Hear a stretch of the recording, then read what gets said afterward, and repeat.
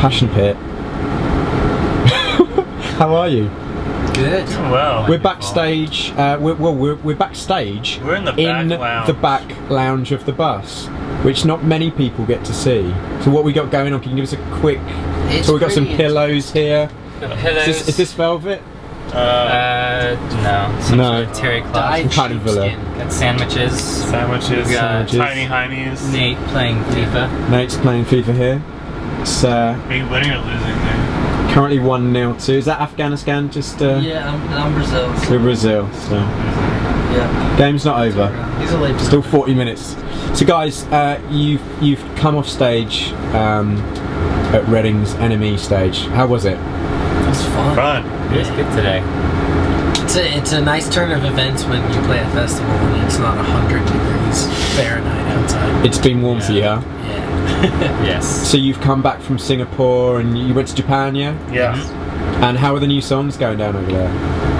Surprisingly well. Yeah. Almost better there in Japan than anywhere else. Why surprisingly? Well, it's just, I mean, we've always had a lot of fun playing in Japan, but anytime you play a new song and have an entire room singing along to it, it's surprising. You don't always expect it. Absolutely. Especially Singapore, because we had never been there before. And it was awesome. People are singing songs back to you, that's always a nice feeling. Singapore's a lot of fun. Well, man, the album's amazing. I've been listening to Gossamer for the last couple of weeks and it really feels like a big progression in terms of the lyrics combined with the, you know, the kind of pop hooks going on, and it just feels really honest, like it's a really honest record.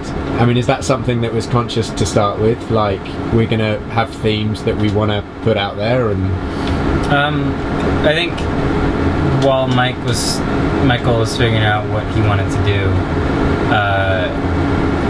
you know, I think he finally figured out that this is the way I can make this record happen, is by just being honest. And basically, I mean, the record kind of tells the story of what he's gone through the past year. Yeah. For the most part. I think that there must have been a light bulb that went off at some point where he said, this is how I can do it. And that's basically what ended up happening.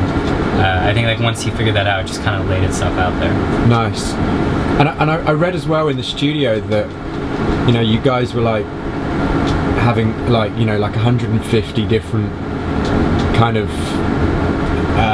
what's the word, sounds to go with each track, and then kind of whittling it down from there. How does that process work in the studio? Lots of patience. Right. Yeah. So do you have to be strict with what you keep and what you don't?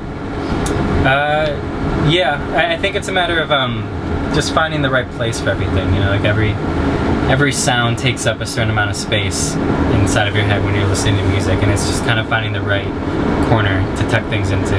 Nice. So, obviously, you know, this is an interview for Roland, which I'm sure is a career highlight for all three of you. Hi, Roland. Including Nate. Nate, what's the score? 2-1, I come up. What? Oh, hang on. Look at that. It's the money shot. So anyway, I know you guys have you used Roland gear. There's a few bits and pieces in the set. What's your history with Roland? Where did it kind of start for you in terms of using the gear? For me personally, I feel like the first time I really started learning how to use a synthesizer was when I bought a Roland Juno 106. Nice. And I used that in the band for a few years. And that was really like my first introduction, like, oh, this is like a real synth, fully analog, this is how you use it, and this is how you make it work. Nice. And I still have it, so, you know, I'm never going to let go of it. And you've just seen the Jupiter 80? Yes. Literally 5 minutes ago. How was that introduction? Kind of scary in a way. It's capable of so many different things. Yeah. And it sounds really amazing. Wow. I like the fact that all of our Roland synths that we favorited over the past couple years are inside of it. Yeah. I really am excited about that aspect of it because I didn't know that existed. Absolutely. So in terms of advice, like what advice were you given in the past that you might want to relay on to the people who are starting out? I mean, anything to do with the kind of music industry, or it could be songwriting. What's the one kind of thing that you were like, do you know what? I wish I knew that when I started out. Make friends. Make friends. Make a lot of friends. Yeah? In what respect, Nate? Be nice to people and make what you love and love what you do, and it's contagious. You don't score a goal. Oh God. I think if I can chime in, I think for me personally, the only advice that I could ever give is just to really, it just sounds kind of cheesy, but just to really focus on loving what you do, because I feel like a lot of people get wrapped up in trying to get to another place, but the second you stop thinking about that and just try and do what you love and love what you do is kind of when things all kind of come together, when you're thinking about the outside world. So I mean, so not to try and take touring too seriously? Not that I'm sure you do. Yeah. I mean, how do you stop it from becoming Groundhog Day? Do you do stuff on your days off, or is it? Yeah. Sometimes it depends. Like for like we just went from Tokyo to Singapore to here, and we had a day off in Singapore, and we kind of did the touristy thing for a while. But when you're traveling that much, sometimes the jet lag it takes the best out of you. Yeah. And you kind of like just need to relax, because you also, while you want to see everything, you also kind of need to be like, all right, we need to play a show tomorrow, and if we're exhausted today, the show is gonna suck tomorrow. So you kind of like lay back for a little bit too. It's all about finding a good balance. Good balance. Sometimes there's nothing wrong with lying in bed and watching a movie on your having laptop a beer in a different country. Yeah. Yeah. Hanging poolside. Sending out the vibe. Yeah, vibe teching. Basically, we all went swimming in Singapore. Uh-huh. Yeah. Very nice. Yeah. So one thing we haven't touched upon, which I know you're going to be upset about, is Boss Pedals, which yes. obviously we're involved in too. Now, we've been why talking would to I be people upset? this festival, well, we've been talking to people at this festival about tone, Yeah. and about how important tone is via pedals. Mm-hmm. What's your view on the tone that you get from your pedals?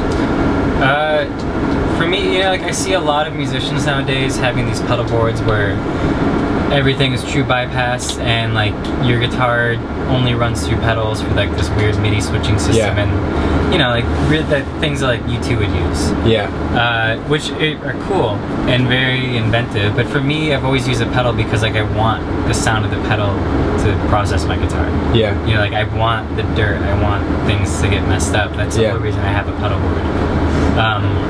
So I've always been, that notion's always been in my head where like this is how I want things to go. Right. So I feel like that's the whole purpose of a pedal to me, is to change things around and kind of work with what you have. Nice. I also don't think I've ever seen anybody use anything different from a Boss tuner. I think I have two of them. Let's just take time to big up the Boss tuner. Yeah, you got yeah. that? Yeah. Oh, yeah. Amen. I mean, I probably have 9 on tour with us. Yeah, we have 9. a lot. Yeah, we there's have a lot of an them. abundance. There's no shortage of Boss I've one on my tuners. snare drum. When you guys are all tired, you're not too tired enough to go to bed, you just want to watch a couple of hours of a light-hearted film, what's a Passion Pit favourite? Ooh. What do you keep coming back to? Well, we started The North Shore.